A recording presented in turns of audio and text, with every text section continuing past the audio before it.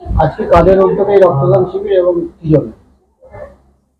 আজ 30শে নভেম্বর রবিবার তেজগঞ্জ মানে 22 নম্বর ওয়ার্ডের তেজগঞ্জে পার্টি অফিসে এখানে একটা মানে রক্ত সংকটের জন্য এটা হঠাৎ করে রক্তদান শিবির আয়োজন করতে হয়েছে। কারণ বিগত 4 দিন আগে আমারই ওয়ার্ডে একটি আলমগঞ্জ ফাঁড়ি আছে, পুলিশ ফাঁড়ি, সেখানে একটা রক্তদান শিবির হচ্ছিল। তো সেইখানে হসপিটালের সুপার সাহেব আমার সঙ্গে দেখা হয় এবং বলে যে আপনি একটা রক্তদান করে দিন। কারণ হচ্ছে আপনারা জানেন বিগত কিছুদিন 2 বছর আগে আমি একটা রক্তদান শিবির করেছিলাম, সেখানে প্রায় 300 বোতল রক্ত হয়েছিল। তো সেদিন উনি আমাকে একটা এমন কথা বললেন যেটা হচ্ছে মাত্র আজকে যে রক্তটা কালেক্ট হবে, মানে বিগত 4 দিন আগে সেই দিন যে রক্তটা কালেক্ট হবে সেটাই নাকি হসপিটালের মানে রক্ত ইয়েতে থাকবে, মানে কোনো স্টক নাই। তো সেটাতে আমি খুবই আমার মানে মনটা আমার ইয়ে হলো যে না, এই সময়টাই অ্যাকচুয়ালি রক্ত দেওয়া উচিত মানুষের। তো সেই জায়গায় দাঁড়িয়ে কোনো প্রচার নয়, কোনো ব্যানার নয়, কোনো ফ্লেক্স নয়, কারণ হচ্ছে সে সময় নাই। এদিকে এসআইআর চলছে, বিভিন্ন কাজকর্ম চলছে, ছেলেরা সবাই ব্যস্ত, আমি ব্যস্ত।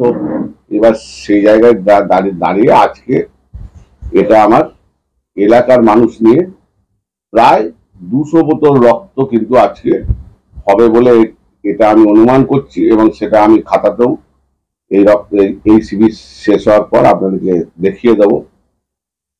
দেখুন, একটা জিনিস আজকে প্রমাণ করবে যে বিনা প্রচারে তৃণমূল কংগ্রেসের কর্মীরা, এলাকার সাধারণ মানুষরা যে আমাদের সঙ্গে আছে, এই রক্তদান শিবিরের মাধ্যমে দিয়ে 200 রক্ত দিয়ে প্রমাণ করবে যে আগামী 26-এর নির্বাচন যে মমতা ব্যানার্জির সঙ্গে এবং আমাদের দলের সঙ্গে যে মানুষ এখনো যে ওতপ্রোতভাবে যুক্ত, সেটাই প্রমাণ করবে এই রক্তদান শিবির থেকে।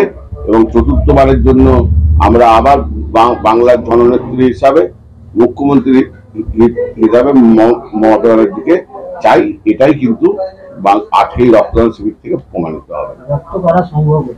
রক্ত বর্ধমান মেডিকেল কলেজ রক্ত সংগ্রহ করছে। আমি ওই বর্ধমান মেডিকেল কলেজকে দিচ্ছি, কারণ হচ্ছে দেখুন, বর্ধমান মেডিকেল কলেজ তো শুধু বর্ধমানে মানুষেরা ট্রিটমেন্ট করে না, বিভিন্ন জেলা থেকে আসে। তো বর্ধমান মেডিকেল কলেজে রক্তটা বেশি প্রয়োজন, সেই জন্য বর্ধমান মেডিকেল কলেজে দেওয়া হচ্ছে।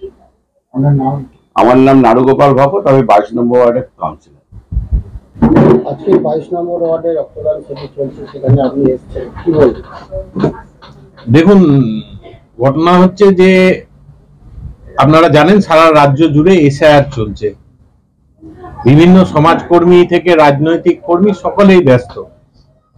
এই আবহে বর্ধমান ব্লাড ব্যাংকে রক্ত সংকটের একটা সৃষ্টি হয়েছে, এবং সেই রক্ত সংকটটা যখন আমাদের কাছে খবর আসে, আমাদের কাউন্সিলর 22 নম্বর ওয়ার্ডের নারুগোপাল ভকত, তিনি জানেন যে বিভিন্ন সামাজিক কাজকর্মের সঙ্গে তিনি যুক্ত, ওয়ার্ডের বিভিন্ন উন্নয়নমূলক কাজের সঙ্গে তিনি যুক্ত।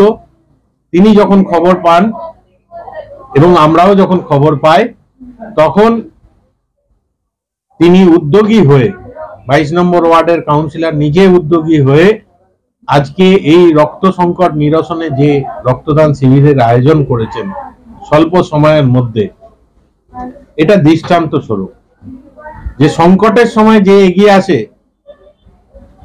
সেই হচ্ছে প্রকৃত নেতা। আর সেই নেতা আজকে নেতৃত্ব দিয়ে আজকে এই রক্তদান শিবির আয়োজন করেছেন।